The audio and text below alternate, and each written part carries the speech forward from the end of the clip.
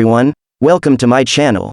Friends, before going into the details of the war, don't forget to like the video, subscribe to my channel and turn on the notification bell. Please support by subscribing and turning on the notification bell. We are a strong community.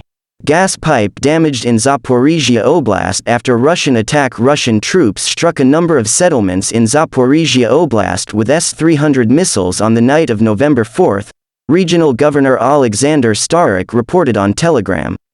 A gas pipe was damaged as a result, he reported, and a fire broke out. Firefighters were able to subdue the flame. Early reports indicate there were no victims. Russia has targeted crucial and energy infrastructure across Ukraine since October 10, which has led to a decrease in Ukraine's power generation output. Power operators have had to introduce rolling blackouts and emergency outages during overloads in response. On October 31, Russia launched a barrage of 55 cruise missiles at power generation and distribution facilities across Ukraine, damaging 18 of them across 10 oblasts. Earlier, President Volodymyr Zelensky said that the attacks have damaged at least 40% of Ukraine's power infrastructure. Russians plan nationalization of solar stations, ban boats in Kherson Oblast. Russian occupiers have announced a plan to nationalize solar power plants in the occupied South Ukrainian Kherson Oblast and expropriate them to Russia, as well as ban the locals from using boats, Ukraine's defense intelligence reported.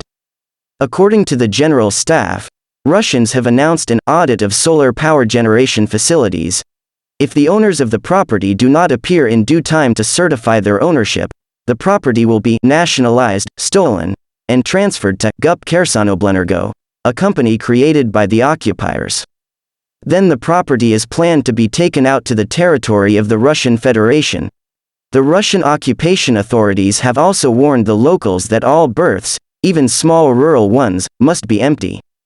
If any boats are found, they will be either destroyed or confiscated. A Ukrainian offensive is underway in the region, which commenced after Ukraine destroyed all bridges with precise artillery strikes, cutting off a group of occupiers on the west bank of the Dnipro, a formidable water obstacle that the Ukrainian advancing troops will need to cross.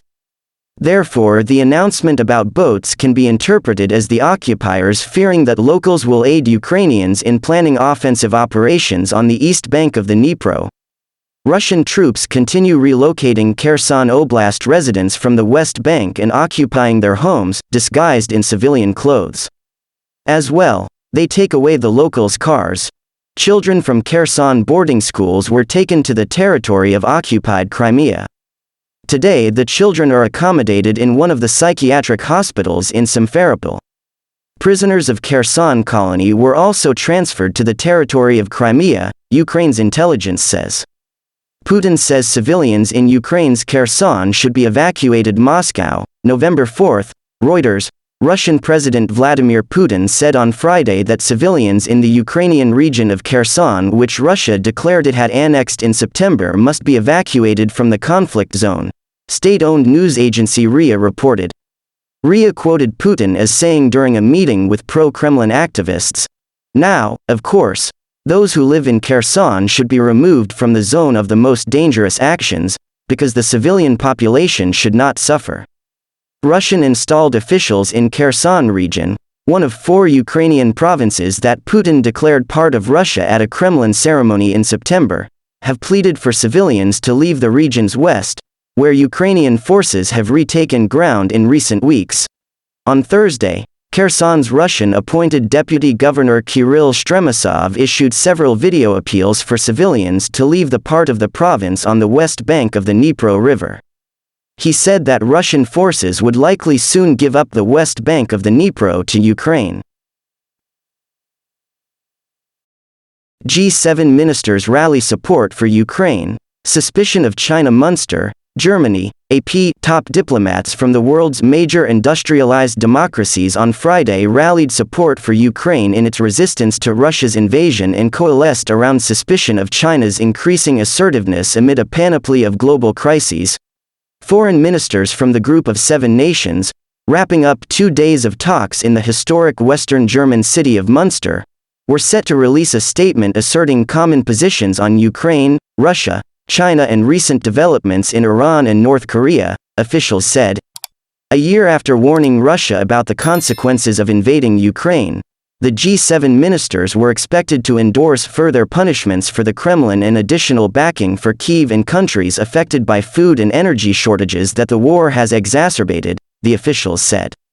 It is incredibly important that we retain our strategic endurance, the willingness to stick with this until this is done, both to support the people of Ukraine as they defend themselves against aggression but also to lift the pressure off those countries around the world, those people around the world who are already experiencing food insecurity and are pushed even closer to famine, British Foreign Secretary James Cleverly said. Along with the UK, Canada, France, Germany, Italy, Japan and the United States comprise the G7. The ministers will also call out Iran for allegedly supplying weapons to Russia and a brutal crackdown on anti-government protesters. Their statement will further condemn the recent escalation of tensions in Asia caused by North Korean military activity. As a collective G7, our work is to ensure that we maintain peace, bring back peace also to the region, and we are there to protect these international norms, Canadian Foreign Minister Melanie Joly said. One senior U.S. official said the group of advanced economies had demonstrated remarkable unity on virtually all major issues despite often competing domestic interests and priorities, particularly in regards to China's growing economic clout and global ambitions. However, it remains unclear how much influence the G7 actually wields. Its warnings to Russian President Vladimir Putin last December to stay out of Ukraine went unheeded. Chinese leader Xi Jinping has sided with Moscow and is forging ahead with plans to reunify Taiwan with the mainland by force, if necessary. In the meantime, Iran has ignored calls to return to a 2015 nuclear deal with world powers, started to supply weapons to assist Russia in the Ukraine war, and launched a major crackdown on domestic dissent. Similarly, North Korea has shunned appeals to return to nuclear negotiations and stepped up missile launches, raising tensions and fears of an open conflict. In Germany, many have noted the historic significance of the venue where the G7 ministers were meeting.